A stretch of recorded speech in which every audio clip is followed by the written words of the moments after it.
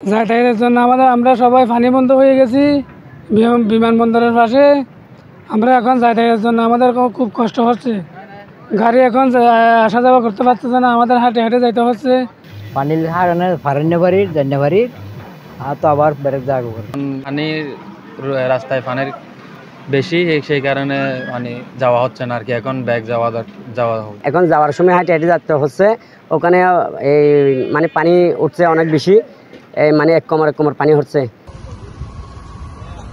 খানার সমস্যা, লনার সমস্যা, মানুষের চলাফেরার সমস্যা, মানুষে হাইনা ভাড়া লয় না হারা, মানুষের ঘর থানি তো লানিব হতো, বাড়িব হতো, হাইব হতো, গরিব তো ফানি মাঝে ডুবি যার গা বগা বগা ডুবানো না সমস্যা কেন বা আর কক্সবাজার আইনা হারে বেশি সমস্যা পানি হয়ে যাগো আর যাইতে না পারি।